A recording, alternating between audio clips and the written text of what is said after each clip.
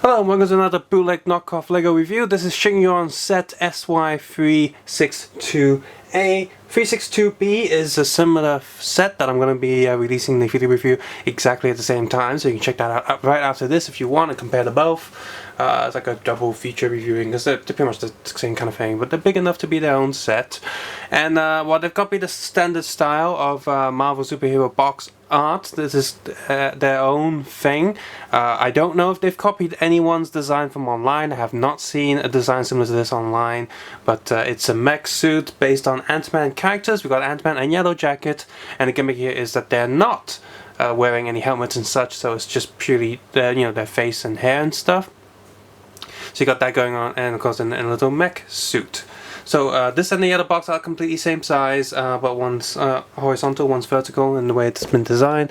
On top here you get a 1:1 scale to figure right there. And on the back it shows you some of the gimmicky stuff inside the set. So just like always, the Sheng Yuan boxes come with a little cardboard tray inside, and there's a few spare pieces in there. Aside from the extra spare hand, this time you get an orange hero jumper. So if you actually like hero jumpers and want to see them in various different colors, Sheng Yuan has released a green and an orange one now. There's a few extra red coin pieces, just flat pieces, spare Technic grey bit, and a spare black one, and a few studs and stuff going around. So, and the instruction manual right here.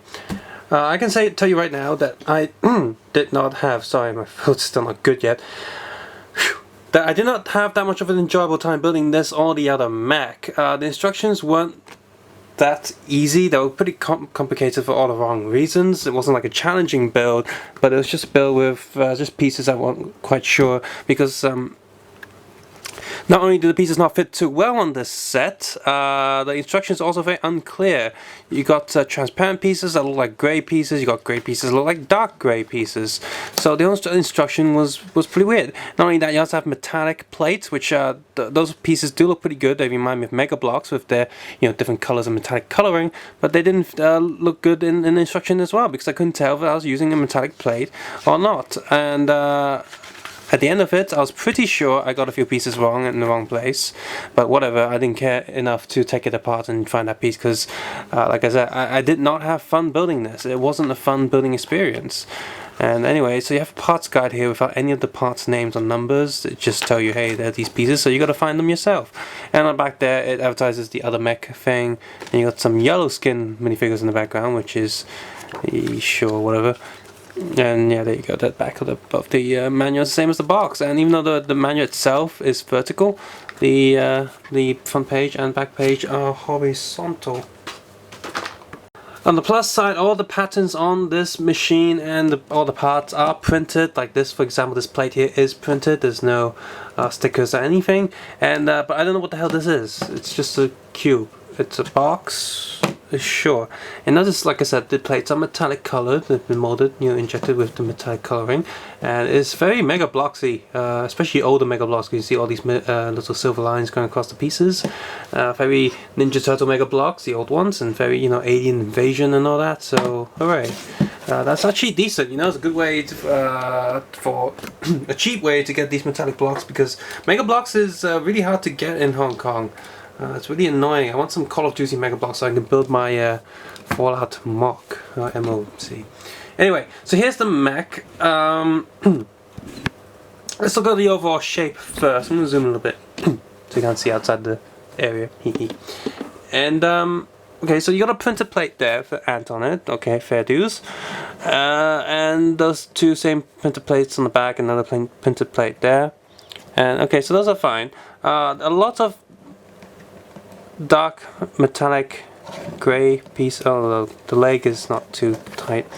Grey pieces all over the machine, so definitely a lot of decent colors. You got a slight rotation there, and you can see this thing falling back. It's not falling apart. It's pretty much the problem is using these tiny balls, right? So this machine's got tiny balls. That's why it's not holding up too well. And if you look at it, the whole build it feels like someone had a bunch of spare pieces and just randomly put it together to make something that kind of looks like a machine. You got plug back in there. So while the whole thing technically does look like a machine, a robot, it feels it's fragile. It's looks like something built from a junkyard, which has a charm if you like that sort of thing. But yeah, these joints are far too loose, very wobbly. If you just put it there as a display piece, it'd be fine. But as soon as you start playing around with it, it will fall down and just snap apart. These joints are very annoying. So no, this didn't happen during the build, thank God. I would have been really annoyed, but it's just how it is. So one arm here, you can use these for robot arms, I guess. Definitely a huge source of metallic color pieces. But yeah, so you got a machine gun which does not spin, so that's a disappointment. At least this doesn't fall apart. You got the cockpit there, opens up. You got two ball joints on each arm and leg. So there's a lot going on here, and they even have this sort of gun turn antenna thing that kind of looks like antennae, and also on little ball joints. But these are actually stiff, right? So that's pretty annoying. These are stiff, but these aren't, and I can't swap them out because they're different pieces. On the back there, I believe this thing can come down completely for some reason. See, look, this whole thing can come up for some reason, and so yeah, it's got a lot of movement and features, but it's just kind of annoying. Look, it's just falling apart, falling down.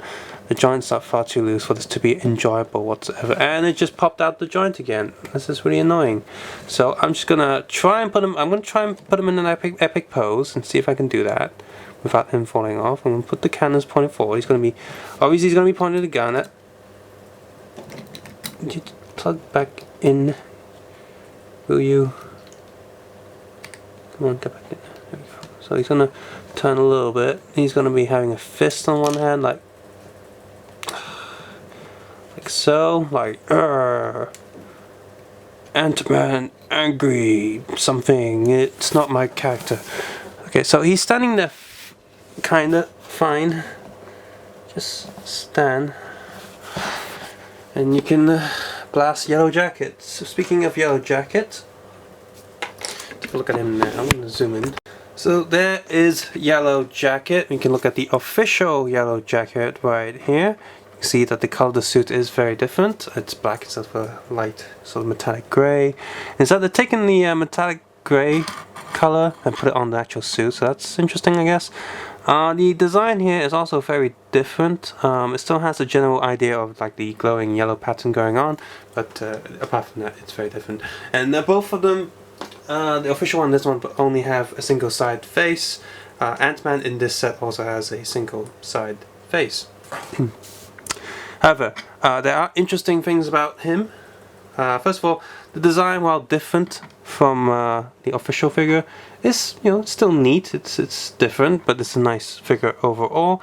And you can see they've tried to put the print on the side of the leg, which is something that only Legos just kind of started to do, not very well. So they've done that on both sides, and the pattern has actually managed to, you know, join up quite well with the front of the print. Some silver lines here. It's actually some black lines that are really hard to see on the camera. I don't know if you'll be able to see it. Oh, you should be able to under this light now. Same as on the side of the legs, or some lights there. So yeah, it's got that going on. So all in all, it's not a bad figure if you want something of Yellow Jacket out of his helmet and whatever, with some hairpiece. But he's still wearing a suit though, like the actual Antman suit. There is a bootleg brand that's coming out with all the Antman characters without the, you know, in their normal clothing. So that's neat. So yeah, it's a decent figure, just not the same as the original, but that's fine. It's decent. Next we have Antman right here, which has a really light metallic suit coloring, unlike the official one, which is more of a black color or dark grey, depending on which Antman you're talking about. Move his hands back. Okay, so you can see, look, he's also got a very basic design, but definitely a print that extends. Now, Sheng, you can just print the back as well. That'd be interesting. Back print's also very detailed. Again, this is a very nice looking figure. slightly ruined by the metallic coloring not being too even, but overall I'd say it's, you know, a decent try of a figure. But obviously, if you're only going to get this set for the figures, you are not getting the helmets, which would be bothersome to some people. So there you go, that's the Antman machine, which I guess I'll call it the Yellow Jacket Buster because he's using it to bust Yellow Jacket.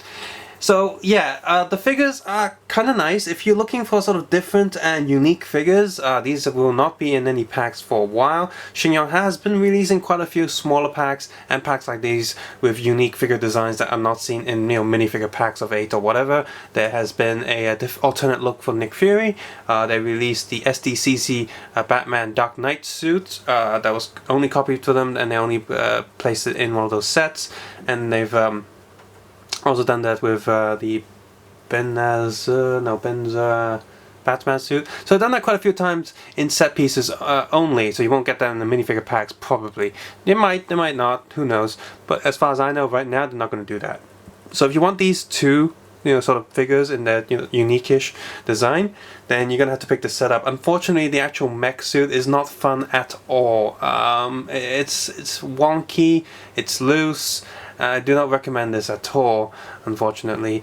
You might be able to take these parts and build something else out of it, but the movement and joints are very, very loose, and I don't recommend those at all. Maybe you could fix that up by putting a thin layer of super glue, like the liquid type, that dries really quickly, and just thin layer of that kind of glue. You can thicken and tighten the joints that way. Obviously be careful, don't glue it together, else it won't move at all. So you can try and do that, but for a set that comes out the box being like this, it's just kind of annoying. And as for the design of the suit itself, like I said, it looks like it's just slapped together with spare parts, which has a charm to it maybe, but it's just not fun at all. It feels like someone just sort of did a first draft of spare pieces and it didn't really go back in and refine it, which is a huge difference from stuff you see from official LEGO sources. Those designers, those master builders know what they're doing. When they design a set, it comes out, for the most part, it's pretty well built, and you know, in terms of experience, it gets better and better. These days, LEGO sets are very well built. This one is not very well built at all, and it's a shame coming from Sheng being one of the best bootlegs around. I got this set for about 60 Hong Kong dollars or 50 Hong Kong dollars. You probably get it for cheaper. It's still cheap-ish, but I just rather have minifigure packs, to be honest, from Sheng right now. If you've enjoyed this video, please click the like button, subscribe button, also leave a comment below on what you think of this machine compared to the other machine or the other Hulk machines that I've reviewed and the ones I didn't review, you know, all the different busters that they've been making. And of course, if you want to support this channel even further so I can make even more videos more frequently, you can head over to the Patreon page and support me there. I would appreciate that a lot. Thank you for the first person who's already pledged $2 US. I did a little thank you note on Facebook. You can see it up there. Hi! And thank you very much. And thank you for everyone for supporting this channel in general by keeping watching and keep sharing the videos. And of course, I appreciate for those who don't use AdBlock, and thank you very much. I don't use it myself for all the sites that I support. But most importantly, take care, have a nice day, and try not to get a sore throat like me. Ugh. I'll see you soon. Bye bye. Stuff.